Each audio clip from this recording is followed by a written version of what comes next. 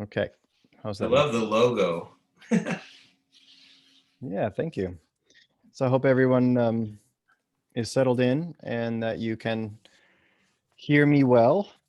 Um, Very excited for this session. Welcome once again to this panel style discussion hosted primarily by Steve Gilman and with many special guests. I will let Steve do formal introductions in a little while.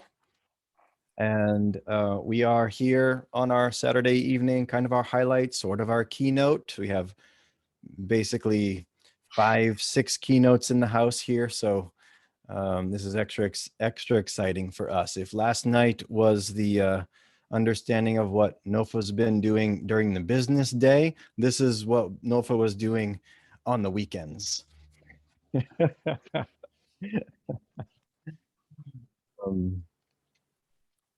Want to bring your attention to this slide here and inform you we are presenting, attending, and hosting this workshop from land that was managed and inhabited by European colonization. Please take a moment to find your location on this map and honor those whose land you now occupy.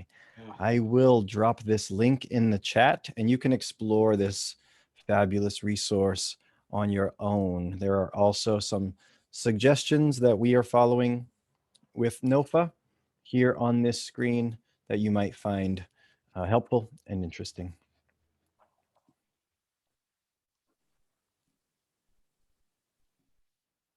Basic Zoom etiquette here, you are muted upon entry, and we will primarily use the chat feature. If you wish to communicate, you can drop something in the chat and I will keep my eye on it, and maybe at the end, we will open up the forum for some of those chats. I will bring them or Steve will bring them to the panel. Want to remind you also this session is being recorded and the recording of this session will be available to you afterwards. We cannot do the work that we do without our fantastic and generous sponsors that support the work of NOFA. So please familiarize yourself with these organizations that help us do the work that we do. There are many of them. You can find their logos and their advertisements in our program book as well. And also you can visit our online auction. It is live, it is happening. Don't miss out. There are some fabulous items in there that you're probably interested in. You can go to the link there on the screen and I will post that into the chat as well shortly. And also don't forget to visit our virtual vendors. In our program book, there are videos embedded inside the book where you can experience some of what our vendors have to say and get exposed to their products and some of their information and wisdom. So please check out the program book and visit some of those videos as well. Also want to remind you that throughout the conference, please remember to refresh your program book link. I know if you're like me, you maybe opened it up at some point and you leave it open in your computer. Occasionally, you'll need to refresh that link so that the links, if we have any changes that we need to make, such as we made today, all those links refresh. So please keep that in mind. And now I am happy to turn the microphone over to Steve so he can introduce our panel. And this is Steve Gilman, longtime NOFA member, NOFA New York, and policy advocate for NOFA. Hey, folks.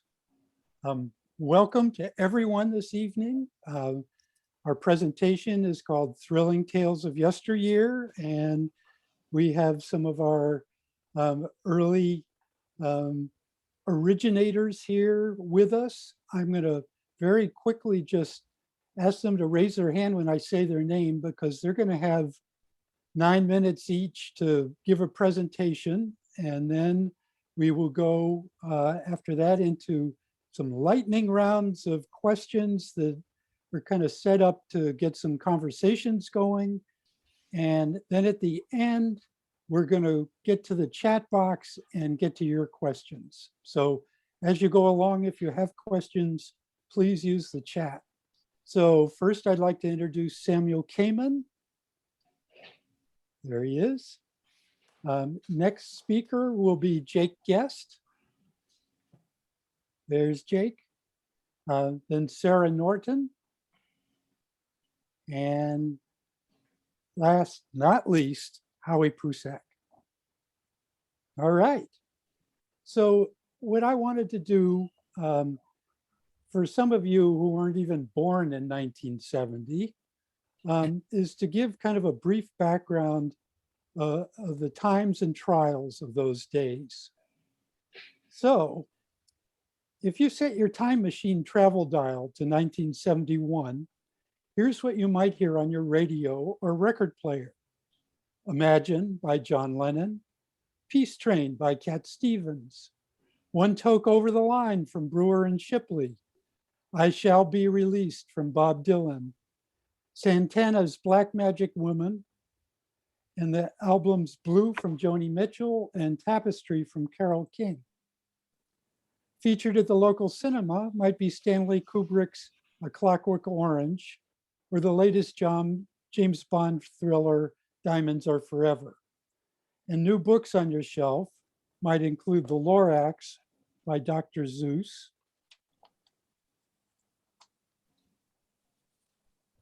Be Here Now from Ram Dass, and A Continuous Harmony, Essays Cultural and Agricultural by poet and author Wendell Berry.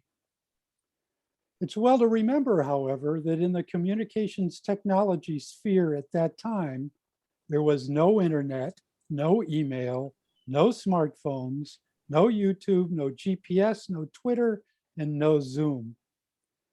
When first developed, the internet only handled 1% of the two-way communications traffic in 1993, 51% by 2000, 97% by 2007. Meanwhile, the huge 1971 May Day protest against the Vietnam War and the draft grew the greatest number of demonstrators to Washington, D.C. ever, with another 12,000 activists arrested and thrown in jail. Thanks to years of massive public protests against the war, the US was in the process of reducing ground troops and ending the Agent Orange jungle defoliation in favor of increasing the Vietnamization program to expand and equip the South Vietnamese army, backed by an accelerated bombing campaign. But the war was far from over. During this time, President Richard Nixon was campaigning for his second term and announced the US government's war on drugs as an unsubtle way to target, disrupt, and imprison large numbers of Blacks, Latinos, and anti-war activists. Nixon also appointed agribusiness-friendly Earl Butz as Secretary of Agriculture, who worked to dismantle New Deal supply management policies, exhorting farmers to get big or get out and plant fence post to fence post instead.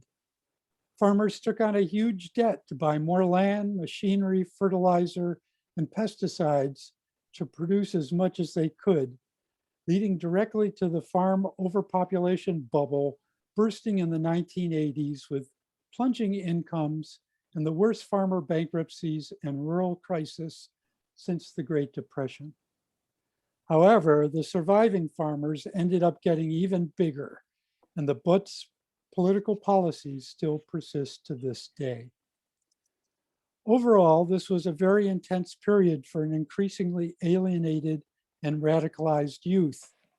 The country was polarized into extremes of leftist hippies and right-wing construction worker hard hats. Many activists and students involved in the counterculture movements were arrested. Meanwhile, the growing Back to the Land movement spoke to an ever-increasing number of seekers, both urban and rural, as a positive response to very negative times. Beyond a nourishing nature-connected lifestyle, it offered relief from the intensity of the many interconnected protest movements that also mobilized activists back then, including opposition to nuclear armament and mutually assured destruction, US imperialism, radical discrimination, racial discrimination, corporate domination, environmental destruction, repressive university structures, women's oppression, and chemical agriculture. In this countercultural context, a handful of Northeast rural and urban back to the land activists concerned with the industrialized food system began to link up and organize in Vermont and New Hampshire with a wild vision of connecting with nature, protecting the earth, teaching themselves how to grow healthy organic food, and creating an alternative food system. Advocating for organic agriculture in the 70s wasn't an easy row to hoe. Creating an alternative organic cooperative food system was a political act, with the organizing happening person to person and face to face with many miles of traveling in between. After establishing initial contacts, the fledgling growers distributed flyers widely through Vermont and New Hampshire, announcing a gathering on a Vermont hillside on June 7th, 1971, with the purpose of organizing a new Natural Organic Farmers Association. The group intention was to teach each other how to farm while digging into the longtime organic knowledge stream, along with helping to educate the rapidly growing number of nouveau farmers, gardeners, and homesteaders who were drawn to this new grassroots NOFA upstart. At the same time, they were involved in working with innovative distribution and marketing systems, including rural and city co-ops, to get this healthy food to the legions of newly awakened eaters. Peer education is one of early NOFA's great legacies that remains a mainstay of NOFA today. Also handed down are templates for the bulk order, creating farmers markets, summer and winter conferences, and the Natural Farmer newspaper, volunteerism, consumer education, along with grassroots policy advocacy, and a spiritual connection to the earth. This 50th anniversary provides an opportunity to revisit and learn from the vision, spark, and spirit of the early NOFA organizers, as many of the issues they were facing then are ones we are still dealing with today, and can serve to inform the success of the organic movement into the future. These formative times can also inspire and invigorate today's generations that are working to take NOFA's educational and advocacy mission forward. Lastly, before turning things over to the panel, I wanted to briefly put myself into the picture. As a wannabe organic farmer in the 70s, I first came to NOFA in 1976 for the first NOFA on-farm workshop at Howie Prussack's farm in Vermont. And from then on, I attended summer conferences, complete with Samuel's bell-ringing wake-up calls at 6 a.m., along with his and Jake's and Howie's dynamic workshops. And while Sara was organizing NOFA Vermont in the 1980s, I was helping to found NOFA New York, and I've been an active member ever since, farming for 30 years and serving as policy coordinator since 2007. So now it's time to hear about those early days of NOFA, straight from the horse's mouth, so to speak. Take it away, Samuel. All right, thank you. Actually, I can't believe it's 50 years, but it is. And 50 years ago, I printed up a flyer and with 9 points of why a new organization is needed. And those 9 points were all about how to do it, how to grow food, how to care for the earth. And it's interesting that people remind me how foolish I was that I missed very important point. The 10th one was marketing and the economics of farming. I was naive, but I did the best I could. At any rate, we did get together with a group of people in Westminster West, on the hillside of Kim Hubbard's farm, which at that time I called Nature Farms. And we just had a conversation. It's very interesting that there was a lot of people there, older people, from the natural food and natural farming organization. It was a kind of a group of people who were in their 60s and 70s then, who had been involved with the English background, which was Newman Turner, Albert Howard, Lady Balfour, and on and on and on. There are a lot of books and a lot of wonderful people who did a lot of hard work. And these folks came to share what they could and see what we were doing, what these young people were doing. So we passed around the hat. We got enough money to be able to mimeograph our first natural farmer. And that's how it began. Those flyers, by the way, were hand posted all over Vermont and New Hampshire.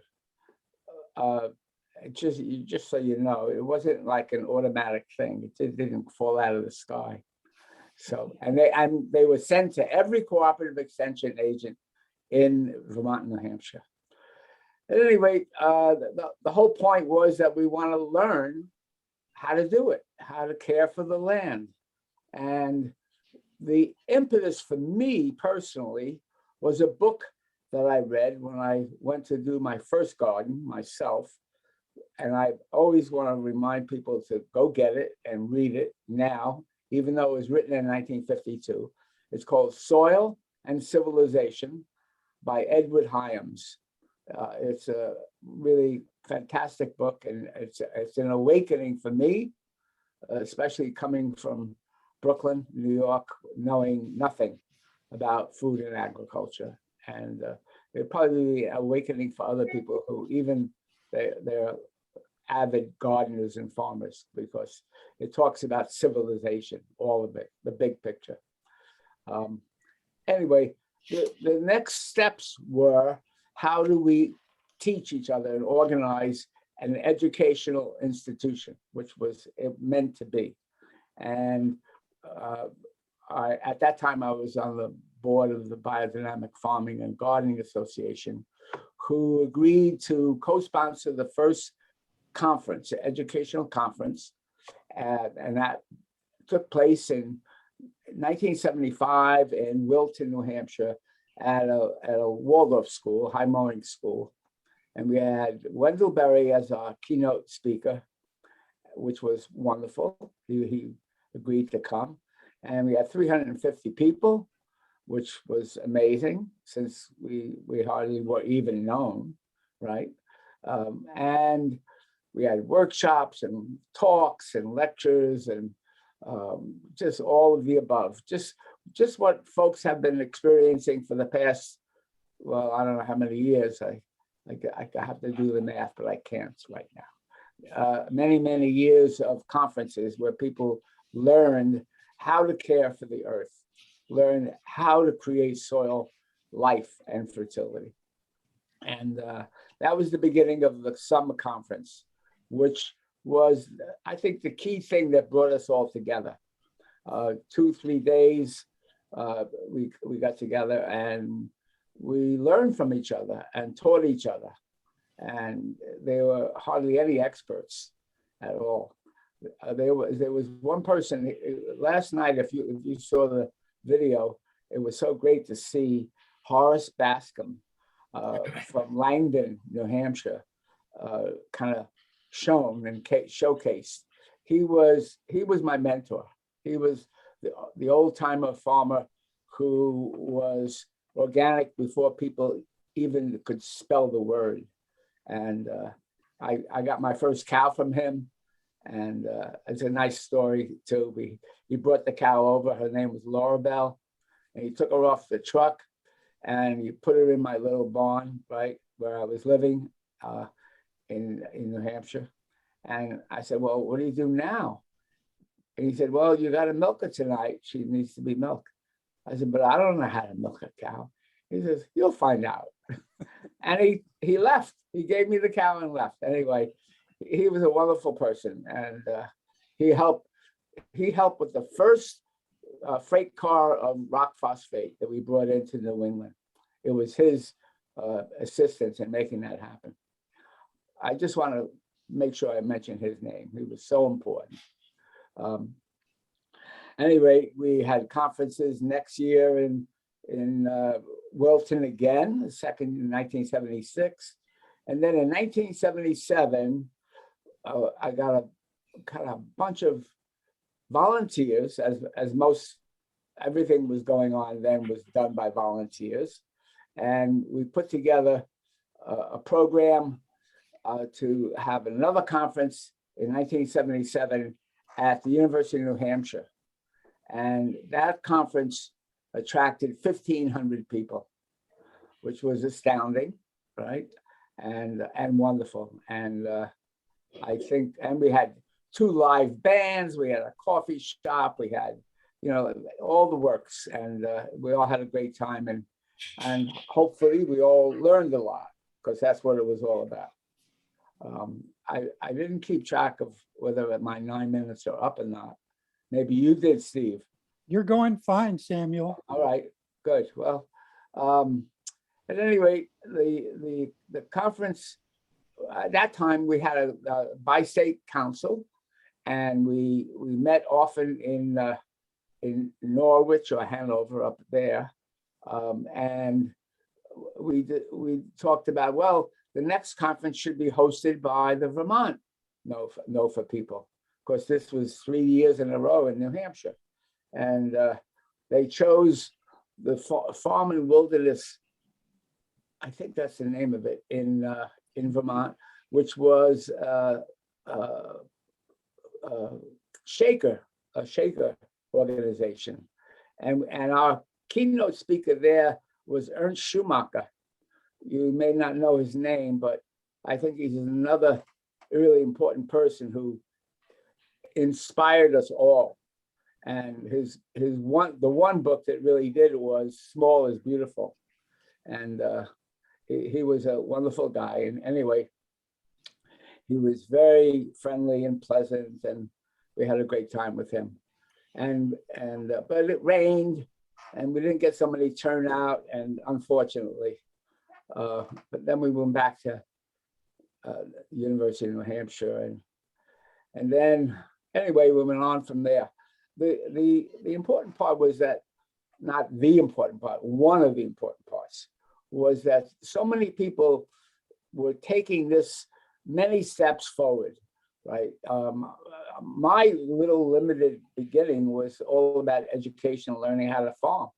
But there were people involved in farmers markets and certification, in state and federal policy, and NOFA became a voice in the world, really. We got to know people from IFOAM, which is the international organization, and we got connected with them. At any rate, I said NOFA, really. By then I wasn't really even part of it, because I was fooling around with yogurt on the side there. And keeping busy. But it was wonderful to see so many people who had the same heartfelt interest and desire and inspiration to care for the earth and make a better world in 1,000 different ways. And that's what NOFA has been, and I think still is, as far as I can see. And that heartens me a great deal. Thank you. Okay. Excellent. We're going to just keep moving along for the panel presentations.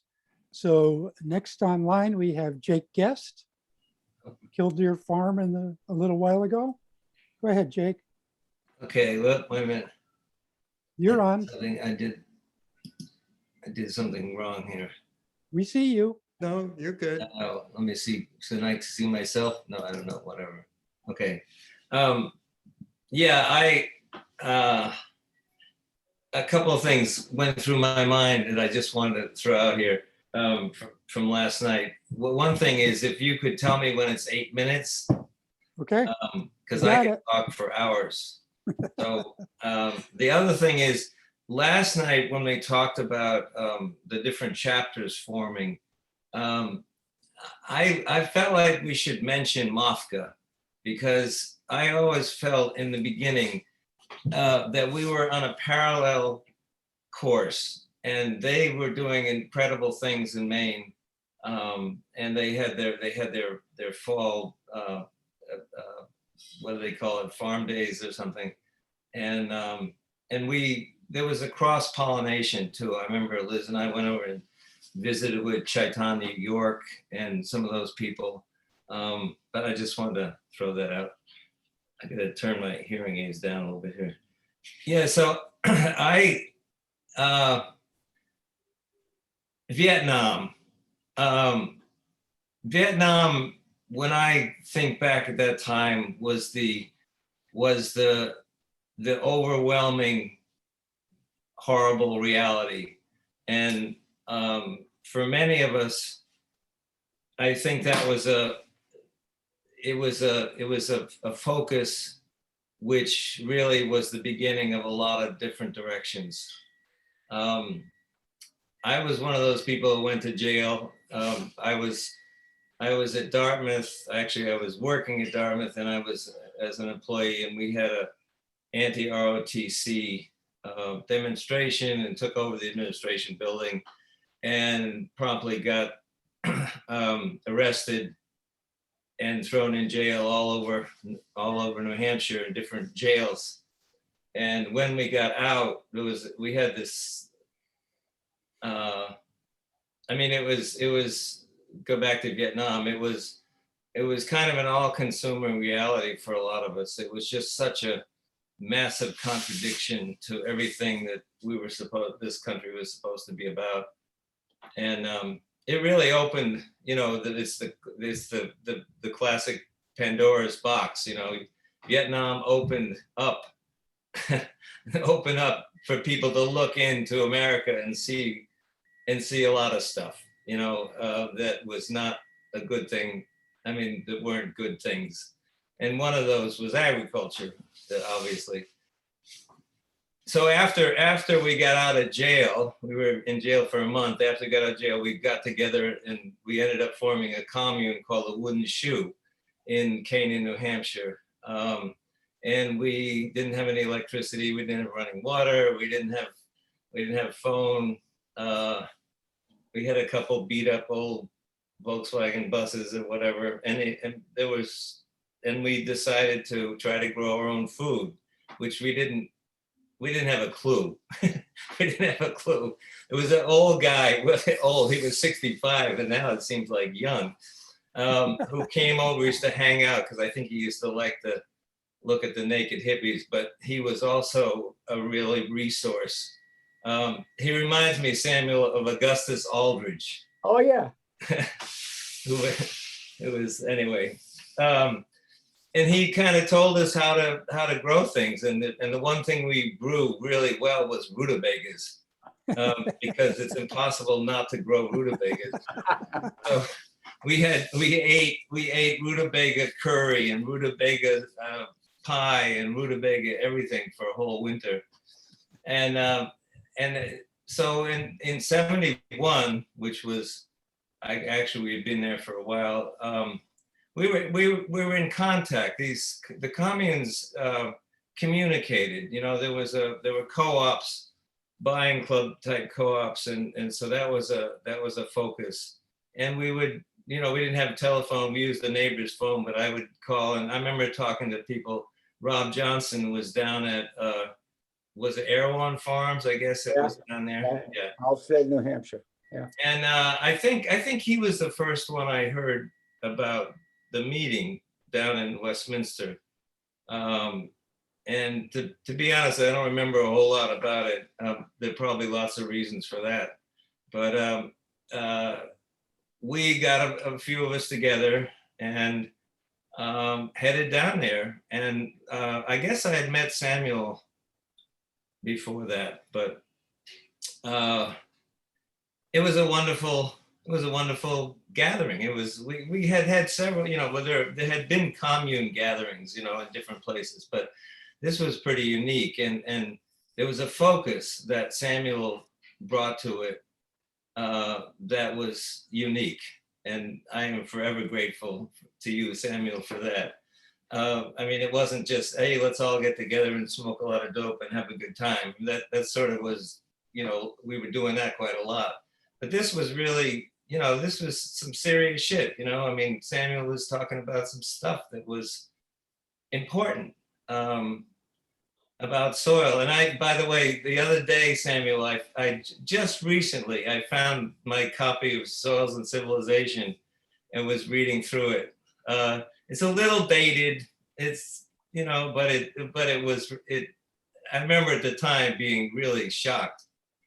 So anyway, so we got down to Westminster and that was a wonderful event. And then we started having meetings. We had a lot of meetings at my parents' house in Hanover because it was kind of central. And you know, there were quite a collection of people. Robert Urier and Samuel and I can't remember all the different people, but we'd have like 10 or 12 people, and it was. There were a lot of things going on, but we didn't.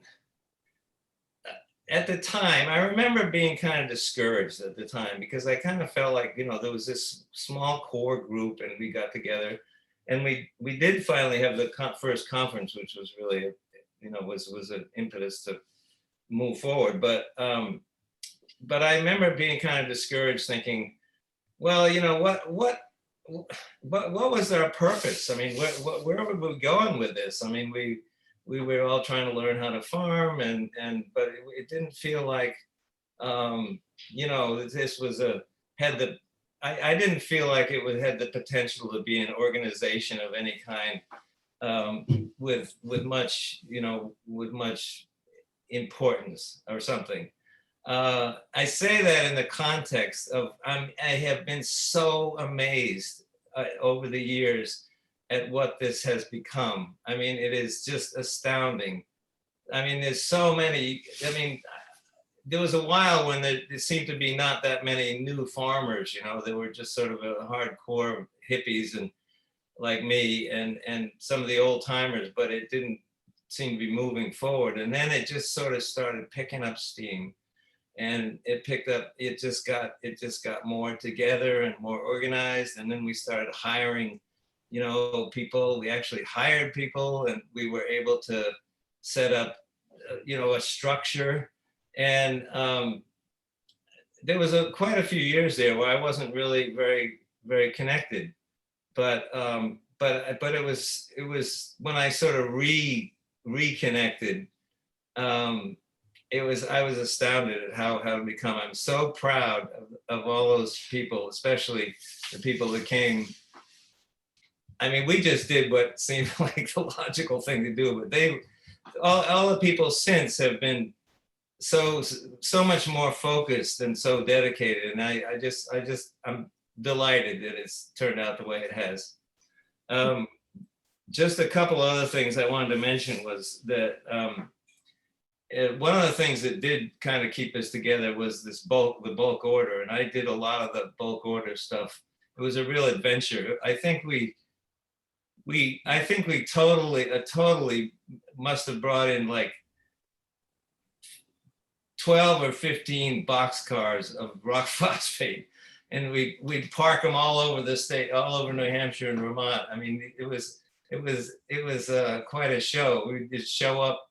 I'd get on the phone and we traded our use of the phone with a neighbor for vegetables.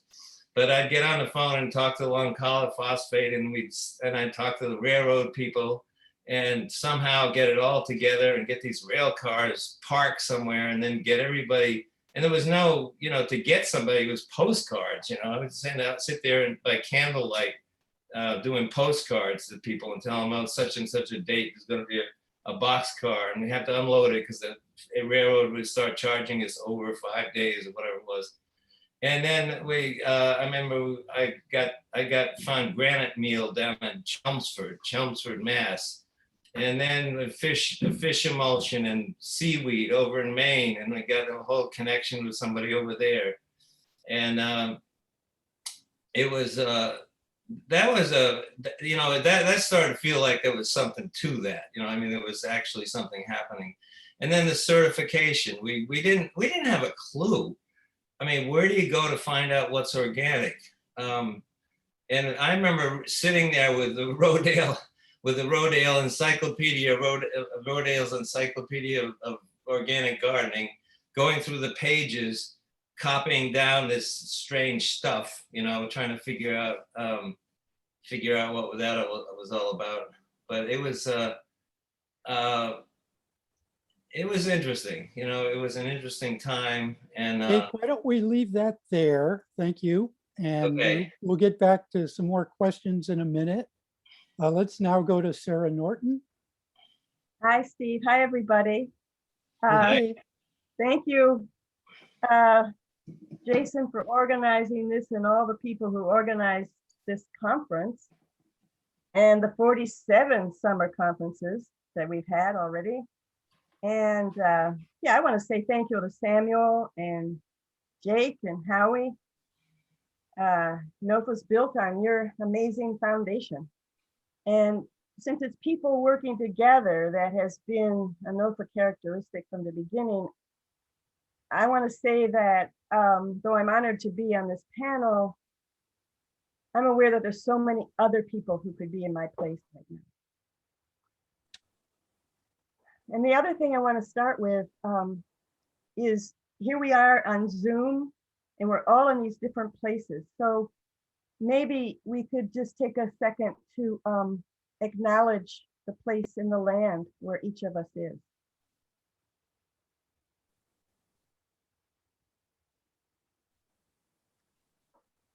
And I'll tell you where I am. I'm on a hillside on a small homestead in Vermont. And the place where I am overlooks the Winooski River Valley and the Green Mountains beyond. Winooski means wild onion in the language of the first people here. So I also want to honor these first farmers. Here it's the Abenaki people. So when I was involved with NOFA, actually, we're going to jump ahead here in time from what Jake was just saying. I was in 1979 and the early 80s. And at that time, the world was tipping. It was tipping from being predominantly rural to predominantly urban. And as we know, yes, this has been a trend for a century. But in our era, it was accelerating here in the Northeast. People were abandoning their farms in that push to get big and get out, and people were leaving their rural communities for the city. But NOFA people were moving in the opposite direction than the mainstream. This took guts. This is a thrilling tale. And NOFA was that. We were swimming against the current of conventional industrial agriculture, of bigger is better. We were trying to build an alternative food system. And it's also deeper than that. We were trying to upend the system. Like Jake was saying about the Vietnam War and so much else. We were trying to upend the system from its top-down structures and its power over structure. So in everything we did in NOFA, how we organized ourselves was to get out from under hierarchies and to work cooperatively. I was really amazed at that and profoundly inspired. But I couldn't be a farmer. So I do want to tell you that I'm in awe of organic farmers. I think they are saving the world. I couldn't be a farmer because I didn't have land. And I had a back injury, and all that bending and lifting farmers do, I couldn't do. But I could gather people together I could lick envelopes and make calls. I could drive up and down back roads, talking with farmers and homesteaders around their kitchen tables. I could help organize meetings around the state. And you could always spot the farmhouse where the NOFA meeting was by the array of old Saabs and pickups lining the roadside. It was a privilege for me, actually, to be a part of the energetic activism and the spirit of those times. It was really so energetic, and NOFA was very welcoming, and I found myself in the position of state coordinator of NOFA, Vermont, for 5 years. And as we heard from Samuel and Jake, our beginnings were humble compared to where NOFA is now with all its state chapters and its many members and its status. We were often laughed at. There was one bumper sticker that read, "Real farmers don't milk goats." Or as Joey Klein, who was a grower, said, if you told customers at the farmer's market your produce was organic, it was a strike against it. So we ran the organization on a shoestring financially, but we were rich in volunteers and enthusiasm, as Samuel was saying. And why wouldn't we be? We believed we were changing the world on the grassroots level. We were building an organization with a mission and a vision. So when I think of NOFA, I think of people coming together face to face.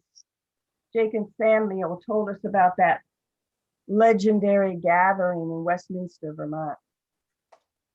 I'm remembering a big meeting we had my first year. This would be 9 years after that Westminster meeting, when we again called together all our members so we could talk about what NOFA should focus on, what made NOFA important to us. People came from all over and met in a church basement in Rutland, Vermont. I remember clearly how passionate people were about NOFA's visionary aspect, its ability to be radical, to initiate things. And that day, we laid out the challenges, which became the directions our work would take.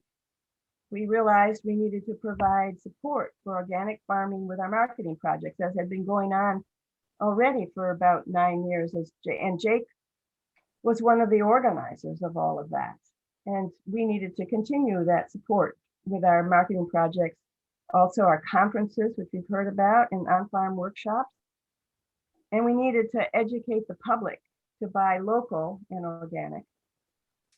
You know, the larger population, these were new ideas: organic, sustainable, local, small-scale economy, nurturing the soil. Those were new ideas for the larger population. Certainly they've been around forever for all of small farmers, but and then the other thing we needed to do was to bring the concept of diversified agriculture into state planning policies. You see, Vermont was a dairy monoculture.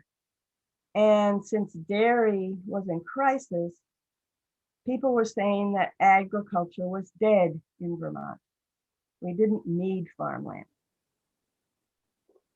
So we wanted to reverse this idea, to shake public opinion loose from its single-mindedness about economic growth through commercial and industrial development. So that all of this meant we had to mobilize our members, be political. We didn't have money to pay lobbyists, but we had people. So as NOFA people learn from our marketing projects, you just can't drop out of the mainstream and till your own garden. You have to take collective action. So we called our members, we sent them letters, we got them to come to meetings, to potlucks, it was community building, and then they got active. They came to hearings, they signed petitions, distributed our brochures, they called legislators. This was grassroots organizing. And in the days before internet, as Steve mentioned, everything was by paper and word of mouth, as you recall too, probably most of you here. Petitions were circulated by hand around the state, set out on clipboards on cashiers' counters in grocery stores. Posters are hung up on bulletin boards. Bulletin boards, they were the social media platform. Everybody read bulletin boards in the village general store and the food co-op. And we set out tables at festivals and fairs, and then there were those bulk mailings. But behind all this activity lurked a big, dark problem. All this was fine for people who were already farmers, but there were more and more of our members who wanted to farm but who couldn't because there was no affordable land. There was a big shift. You probably remember, most of you, that big shift taking place in, at least in Vermont in the 1980s. Land prices were soaring as developers were busy gobbling up the land. So we took up the fight for the farmland into hearing rooms. We went into the legislature, to the environmental board.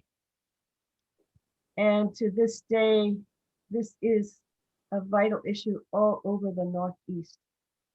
You all know this, land accessibility for new farmers.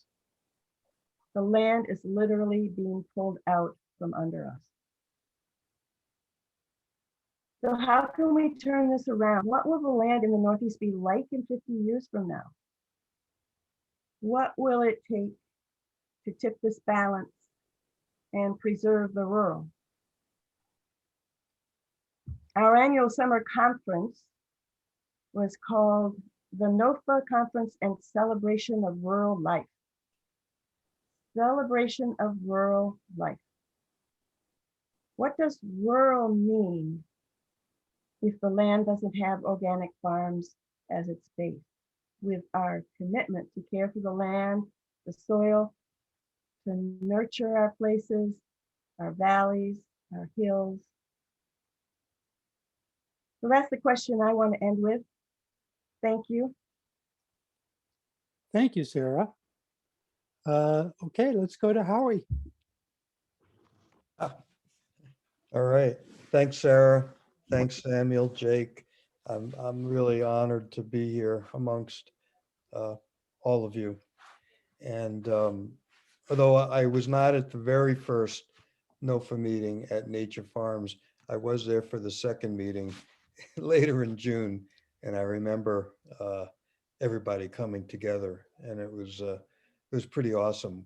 We had quite a scene there at Nature Farms. It must have been, I don't know, 12 or 15 of us living up in the woods and teepees and ramshackle things. And we were quite a collection of, and we all came together for different reasons. I came up to spend the summer in New Hampshire, hometown, learn how to homestead in South Ackworth, New Hampshire, at Dan and Mary Guillen's place, which I know, Samuel, you know, remember them. And after a couple of weeks of me, they decided they've had enough of me. So they drove me over to Samuel's, and they dropped me off, and they said, "Here, this is where you should be." And they were right. And I never really left. I'm still maybe about 200 yards away from where we first started at Nature Farms. I bought the farm next door in 1979. But really, almost everything I learned in farming, I learned in my first 2 years with Samuel at Nature Farms. And you know, you didn't mention we used to read from Rudolf Steiner's at 6. He would wake us up at 6 a.m. with the gong, you know, and we all would wake up and drink peppermint tea and with honey or apple cider vinegar, reading Dr. Jarvis. But we would read from Rudolf Steiner, and that would motivate us onto our daily tasks. And so I stayed there as Nature Farms dissolved, and it became High Meadows Farms because Kim thought that was a good name. And then years later, I found out that every state has a farm called High Meadows Farm, and most of them are horse farms. Strange enough, if you Google High Meadows Farms, they're everywhere. But I kept the name because I had it, and it worked for me. But in the early NOFA days, you remember we were communicating, and one strange thing, and this is really going to date me, if anyone remembers what a phone tree was, and there would be a list of names, and and you would be given, in case of an emergency where we needed to like rally the troops for NOFA or some sort of agenda, you know, you had to call the next person on the list and they would call the next person on the list. And that was it. That was our internet, the phone tree. And one day I had a phone call and there was some sort of thing. We had a rally in Mount Pelia. So I called the next name on the list. They had no idea what I was talking about. So I don't know how that list got developed, but that was what it was. But those early NOFA meetings were awesome, and we would meet at various farms around New Hampshire and Vermont. And we learned a lot. We learned how to work together. We shared our ideas and heard different stories. And then I bought this farm, and Jake remembers the story. I was the first organic farm to get a mortgage from Farmers Home FHA in Yeah, yeah. 1979. And St. Jimmy Carter, you know, had that new farm program for. Yeah, I was probably the second. Good, yeah. So we were trailblazers, and I remember filling out the forms, and they asked me, you know, how much money do I spend on chemicals every year, and what kind of herbicides, and how many cows, you know, all these things had nothing to do with me. There were no forms that do with me. So, but they still they made it all work, and it worked out great. And my whole move was, I'd say, several hundred.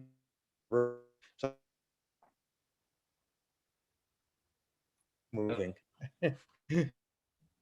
uh, Robert Hurrier showed up one day in, I think, 74, and we got the Brattleboro farmers market going there. I think we were the second one in the state.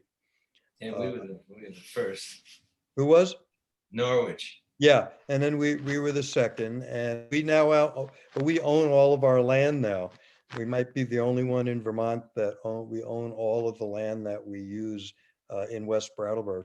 We had like a 20-year plan, and we've turned it into an amazing park with parking, and we own it. So it's pretty cool. And so the seeds that were sown back there in 1971 just continue to sprout all over New England in many different ways. So many people, like with you, Jake, so many people worked for me and went on to start other farms. Some went to California and started wholesale produce companies and all sorts of things. Yeah. And some went on great riches, and I'm still on the farmer. So it's all good. And I got to travel the world. I was an organic all a few times.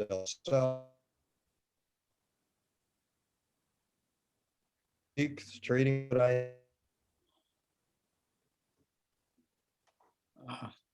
We're having some connection problems with you, Howie.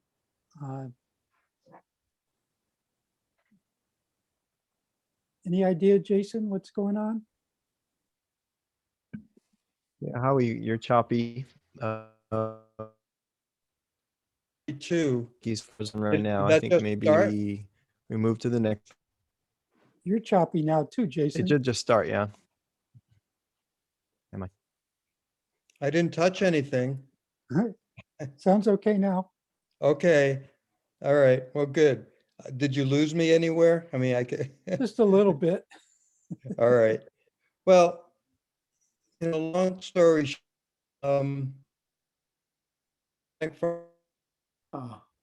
Bummer. Howie, can you turn your video off and try without the video? Lower left-hand corner.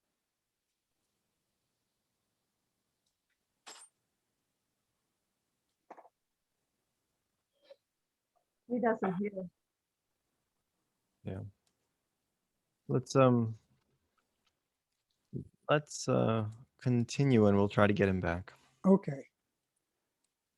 Howie, if you can reconnect, that might be a way to do it. We're really sorry. There seems to be some connection problem here. Here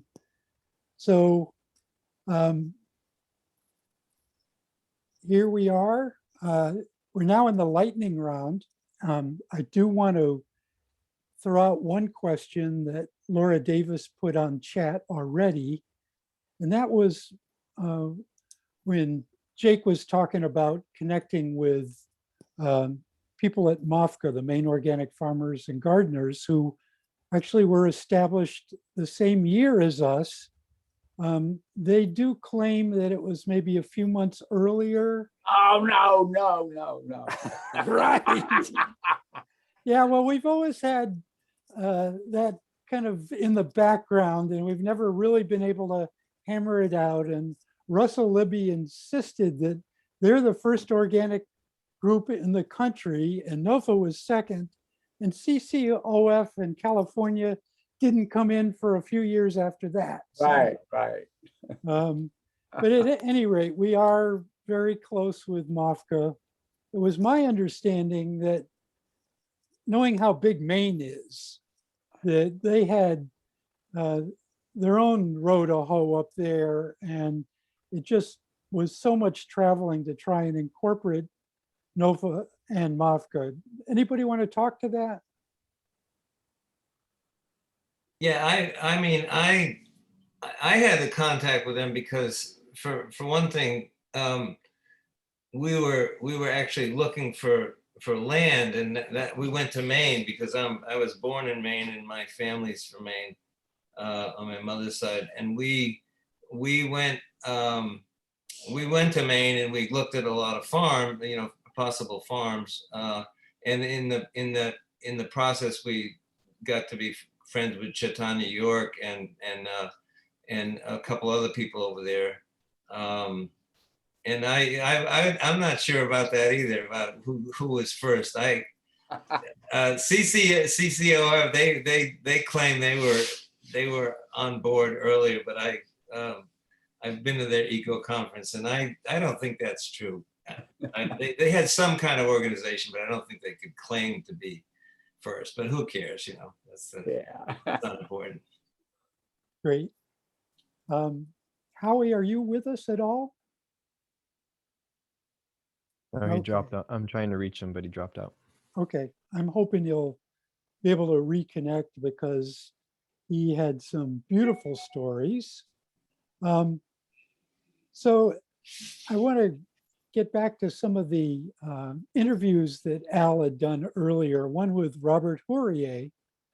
And it was his description of the early days that NOFA really wasn't interested in hierarchy at all, and that everybody was a coordinator. Samuel, you want to talk to that? Well, it's quite true.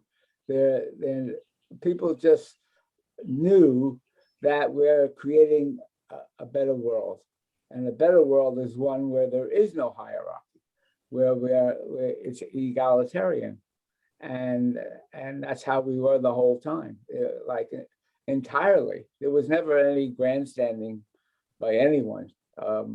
It was just all of us were volunteers, right? And for all the years that I was there, I never got paid a penny. And because I didn't get Mr. Anything, I just got Samuel. That was me.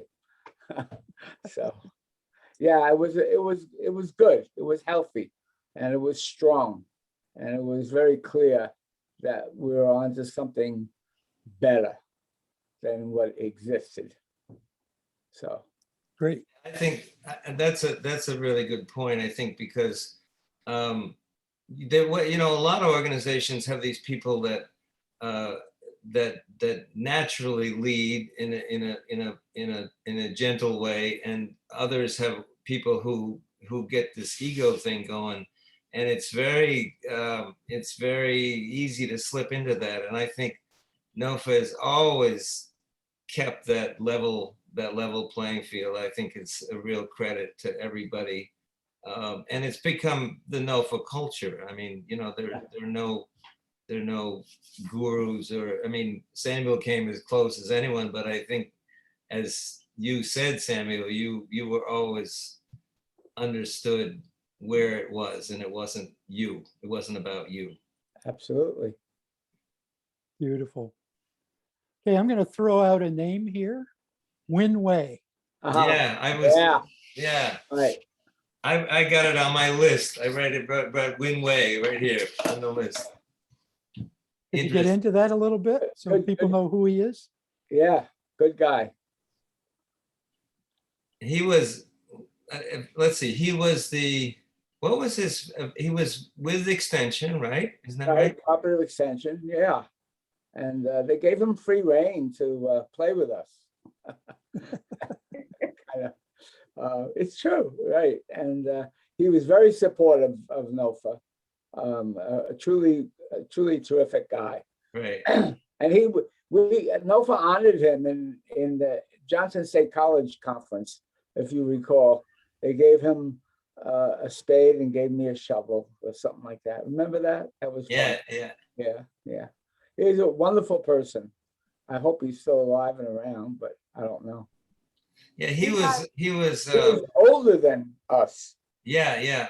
And he was, I used to love it. He would be there with, as I recall, with a coat and tie, and he was the straight guy, right? Yeah, and, right. And we're all the hippies, but he was cool with that. He was fine with that. Absolutely. Yeah. And he grew beans up in Hero somewhere. He was a real resource. Yes. For all of us. Right. And he had this grounding in agronomics. I mean, he knew. Oh, yeah. He knew chemical stuff about, what's going on in molecular level, which was great. Right. Good guy. He had a column in the Natural Farmer. Every single issue, you had him with his little picture with his coat and tie, and a whole column that he wrote every issue. With a coat and tie, right? Yep. Yeah, extension agents were pretty far away from NOFA, so he was really amazing. Right. But there was one special one also in New Hampshire. His name was Bruce Clement. Oh, yeah. Right. In Keene. And he was very important extension agent who supported us and participated a lot. And then there was the guy who did the insects, who would come down and, what was his name? And he would monitor. He'd go out and monitor your fields and stuff. Anybody remember? Anyway. So I don't want to spend a lot of time on this next one, but I do want to get it into the conversation. This is a quote from our dearly departed Bill Dusing of Connecticut NOFA. Quote, "Pot is the gateway drug to agriculture." That's good. That's Any good. comments on that? Yeah. In moderation. In moderation. Okay. Soil is alive. Yes, sir. To me, that was a real eye opener, the life in the soil. And I do remember somebody who had soil on their license plate. Yeah. Yeah. Right. Absolutely. Yeah. The best part of teaching soil science that I did was learning about it first, because I didn't know anything, right? And I went deeply into learning about it and reading soil microbiology and the whole process of soil formation in nature. So, and I think everybody should read that. I'm stuff. back. Fascinating. Yeah. Where did you go, Howie? Well, we had a tremendous storm 2 days ago and the whole town got flooded, and I think they were working on doing repairs. Anyway, I lost the internet. That's why it started to flicker out and boom. So I couldn't even make a phone call because my Wi-Fi was out. But Wow. maybe they put the plug back together. Now they plugged it in. It's like, we're back. Beautiful. Well, I'm Yeah, we glad had- to see you again. I had a question. We had 6 inches of rain Thursday night here. It's crazy. And all the Yeah. roads in Putney were like washed out. And Oh my gosh. we've had now for July, to talk about the trials and tribulations of farming, we've had almost 20 inches of rain Oh in my July. God. In July, all right, which is unheard of. It's unheard of, absolutely. And, you know, I mean, the average for the year here is 43 inches, 43. 42 right. inches of precipitation for the Yeah. year. So we've had half a year in 1 month. And Oh, There he goes. I lost him. The storm got him again. Yeah. All right. Gee, I didn't get to ask him a couple of questions. Maybe he'll be back on. I hope so. It's time, it's what's one thing, it's time to say it's not global warming and it's not climate change, it's climate disruption Yes. that we're dealing with. And there's the evidence for it. 20 inches in a month, it's like unheard of. And thank you for bringing that up, Samuel. That's a major thrust of our advocacy these days. We're really working with a lot of organizations to try and get some sanity into the approach. And still, big ag and big business is really clinging to their vestiges. And, I don't know if we're going to make it or not. Yeah. Any comments on climate?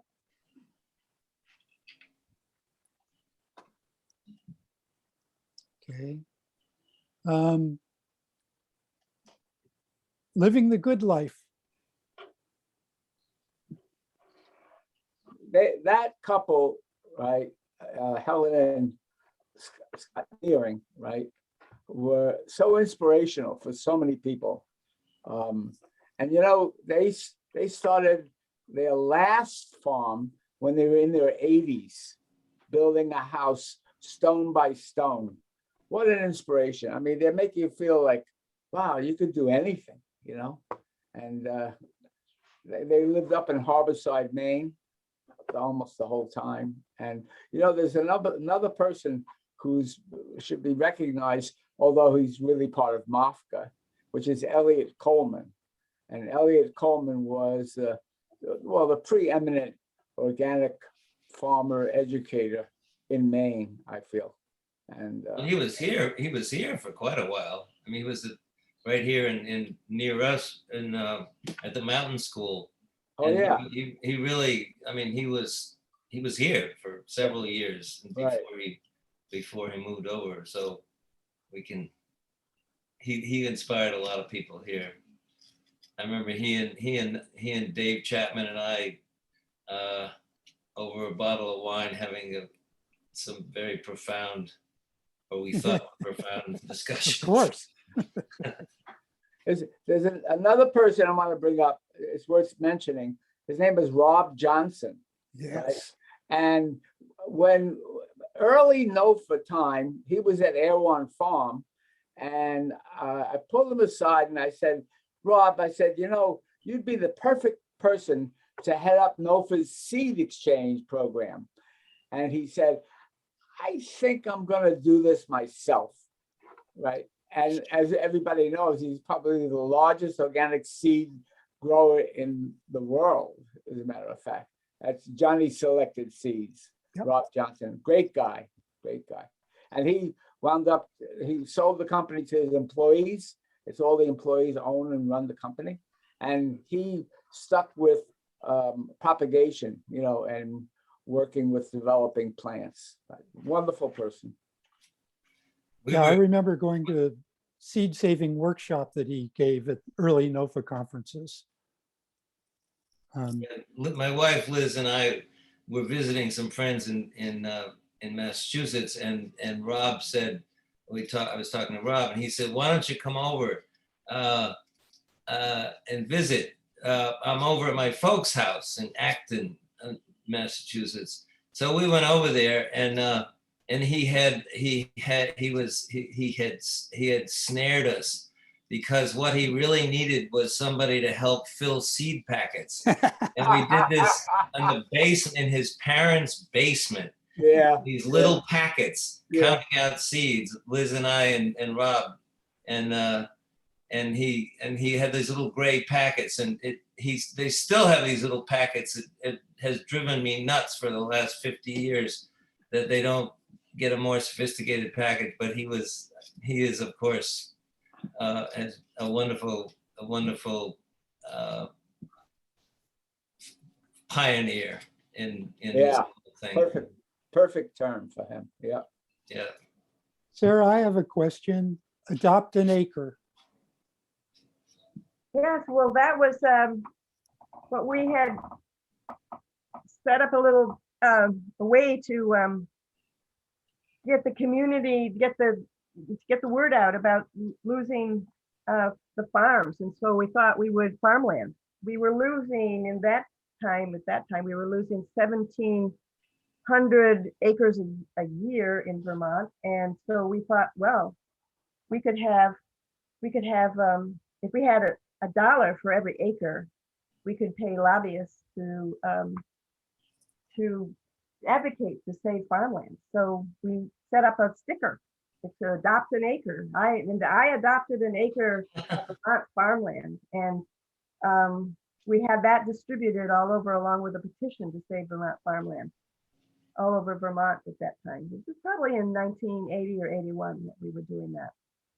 It's part of our campaign to try to raise the consciousness of the public of the fact that prime farmland is being lost so quickly. Thanks. So getting to the chat now, Elizabeth Henderson asks, what about Stuart Hill? Oh, yeah. Wonderful guy. He was a professor up at McGill University in Canada. And I met him in the Eastern Townships at a conference that we had. It was a NOFA biodynamic conference there. Maybe you didn't know, but we crossed the border. And Stuart was the person who actually coined the phrase deep ecology, right? And he's in Australia now, by the way. But is Elizabeth available to the phone? She can say something about him, because I think she knew him even better than I did. Jason, can you unmute Elizabeth?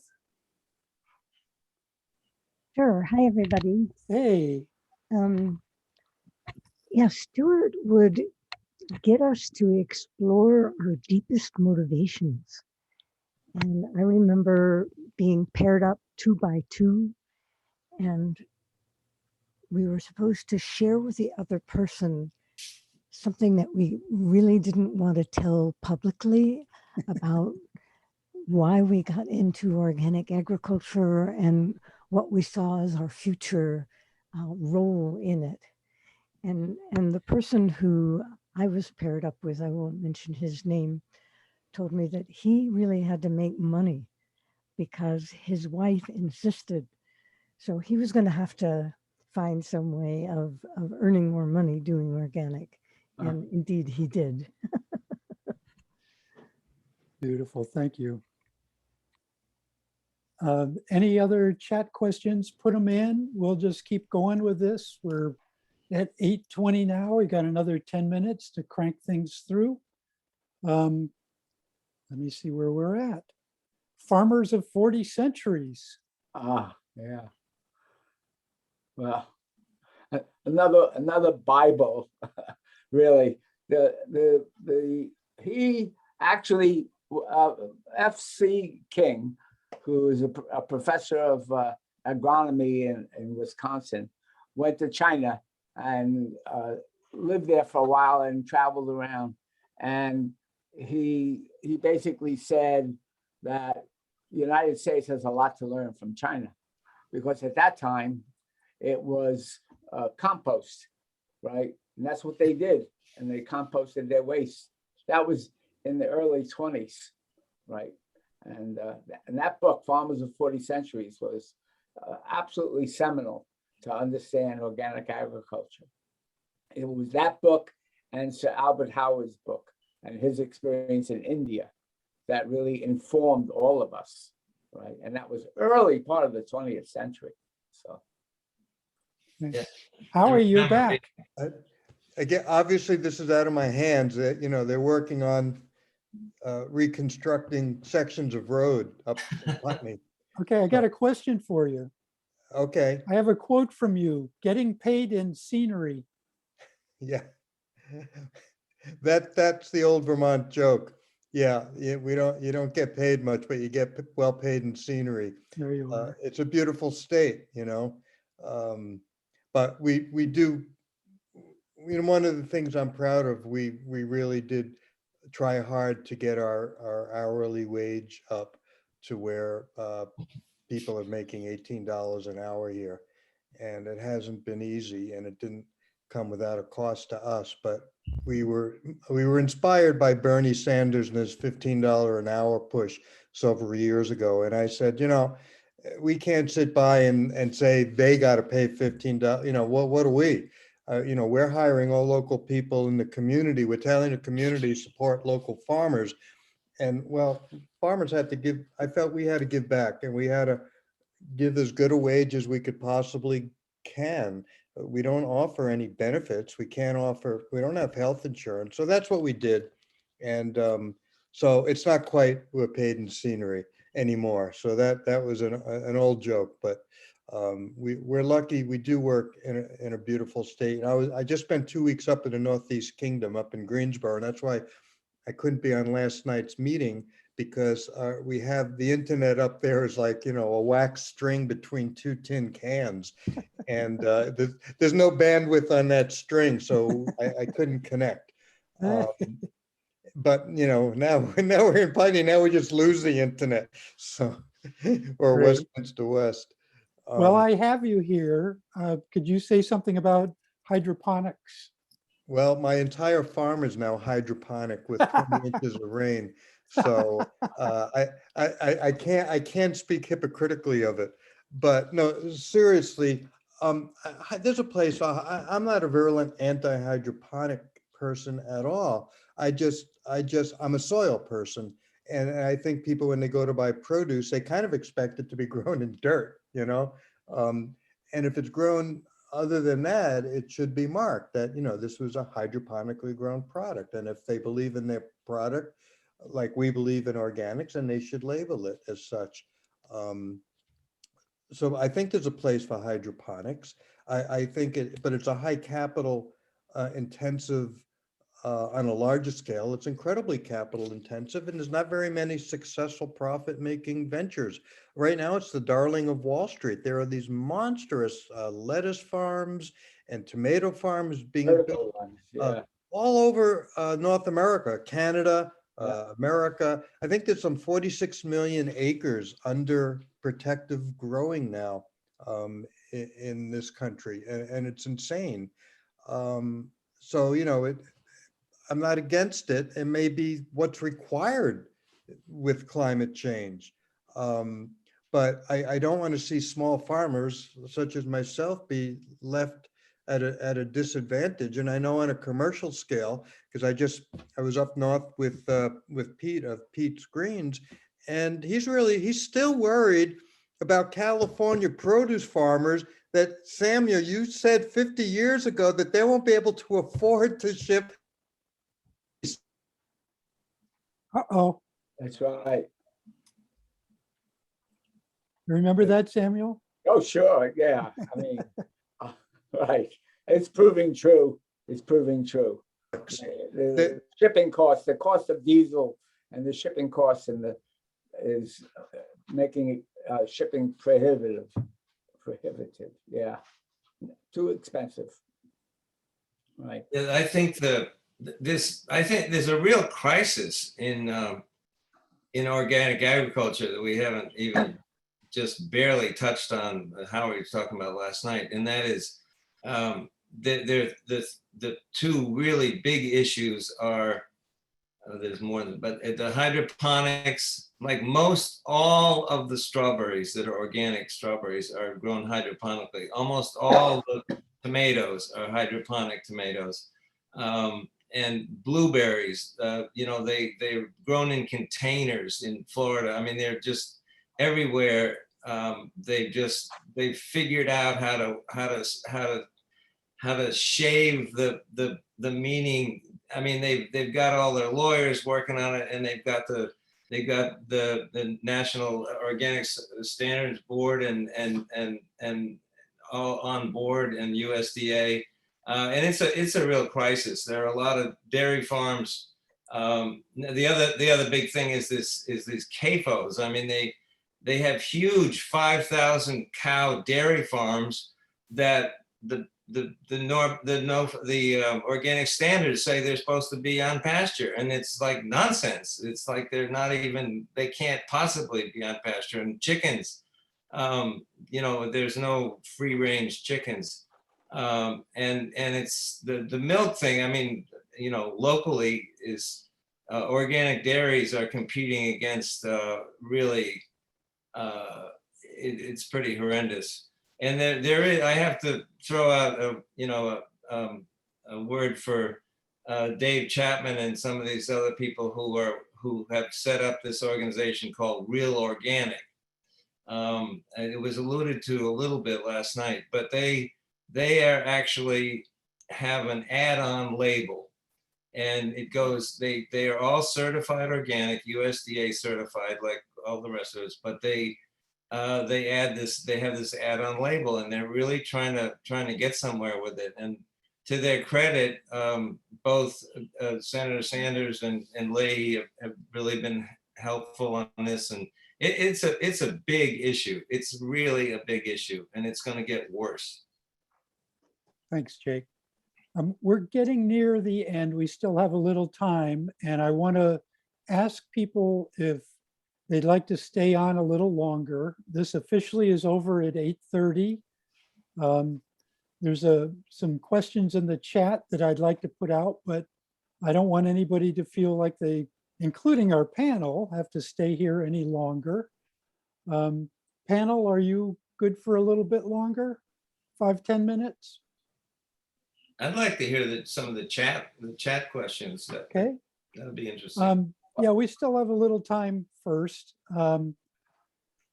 Vivian Orioski asks, who else remembers Bill Mollison at the summer conference at UNH? What was your reaction then to his permaculture mission? I don't remember. Yeah, I knew Bill pretty well.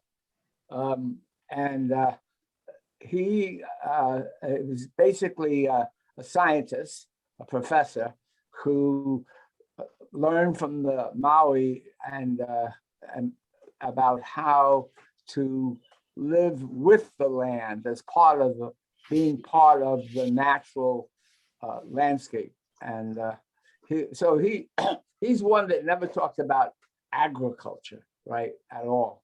He talked about soil community, right? And that we were all part of the soil community. Bill Mollison came to Boston first, and I arranged for him to give a talk there. It was kind of funny because I don't know if any of you remember him, but he had a pretty thick accent, right? And so he stood up in front of this audience and he started speaking, and nobody could understand a single word he was saying, right? But he was so alive and energetic, and we all sensed that it was something important, right? Even though we didn't understand what he was saying, right? It was kind of funny. We loved him dearly, a wonderful person. And the people who followed his work and his initiative in permaculture are doing wonderful work too. Great, thanks. How about Miranda Smith?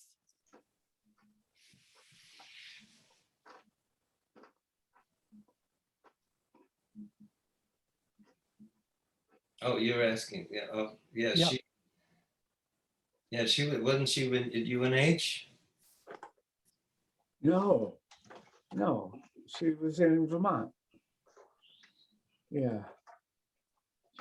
She was, yeah, close with Grace and that crew. Yeah. We have a question, Jack Mastriani threw out, what would you do different? What That was is the a big question one. again? What was the question? What would you do differently? Retire earlier. Yeah, he said. He said retire earlier. I'm still not retired, but we're working on it. Could you describe your situation now, Jake? Yeah, I figured out that there's the only thing I can see there's any money in is cilantro and spinach. So that's what I grow. I got one employee who I pay over $18 an hour, by the way. And we sold our farm in Norwich. We sold it to a young, this was 2 years ago, I guess. And we did not, it wasn't so important that we sell to somebody who wanted to farm. People think that's the case. I mean, we wanted, it was like, show me the money is basically where we're at, because we built a house up here in Ely, Vermont, 12 miles away, and we had to pay for that. And we were willing. We had like 20 people, including a bunch of guys from China, who wanted to grow hemp. And they wanted, the Chinese guys were offering $20,000 cash if we would lease the farm to them for that season. And they had 2 containers of, no, it was mushrooms. They were mushrooms, okay? Anyway, but long story short, we finally actually were approached by a young couple, Eli Hirsch and Valerie Woodhouse, who have been looking. He was working as a farm manager for David Marchand and Jane, and they've been looking for 5 years for a farm, and they found us, and it has been a delightful transition. And they're doing the same thing we did. They're growing vegetables, and they have a greenhouse operation, and I am employed as their major tractor driver. Cool. Which is kind of nice. So that's our situation. Thank you. Yeah, I think we're just going to get to 1 or 2 questions and wrap this up. I don't want to have people go into extra innings. There's a question. NOFA was started by farmers, but now there are homesteaders and gardeners as part of it. How do you feel about that? Wonderful. Wonderful. Yeah, Absolutely. absolutely. We need everybody at the very Everybody. beginning, everybody join in, right? Absolutely. The soil can handle us if we treat it right. Beautiful. And another commenter said the age range of people at NOFA events is one of the reasons it is so wonderful. So I think that really points to how things were set up from the very beginning. I'm going to end with a comment by Elizabeth Henderson. What is sad is that George Washington Carver was exploring and teaching organic systems at Tuskegee in the 1920s to the 40s, and there is very little connection with the great white teachers. And Booker T. Whately invited subscription U-Picks at the same time that Robin Van En and Trauger Grow were creating CSA. Any comments on that?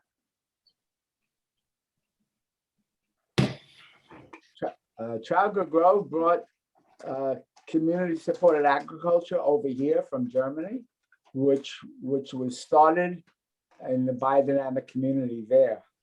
And I always wanted to hark back to what Howie said about reading Rudolf Steiner in the morning on Nature Farms. Well, I think it was an inspiration for all of us. And he has a lot to say. And I suggest people look into him. So, biodynamics. Great.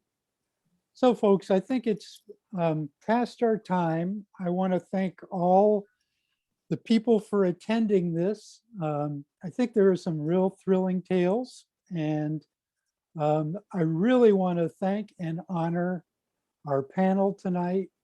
One of the problems was that we only had room for 4 slots, and we could have included a lot more people who were active at that time. And I think a lot of the memory of them has been brought in, and I'm just really thankful for all your participation in this. And hey, here's to NOFA's next 50 years. And thank you very much. All right. Thank you, Jason. Yes, thank you, everyone. Thank everybody. It was great. Thank you. Yeah. It was wonderful to meet you all. Thank you, Steve, for directing business. And want to let everyone know that the conference will wrap up with another 50th celebration where Liz Henderson will bring together some of the old school and the new school. So that's really exciting. That's happening Friday, the final event of the conference, Friday, August 6th at 7 p.m. And look forward to seeing you all tomorrow and throughout the week. So have a nice evening and see you around. Thanks, folks. Samuel, are you still there?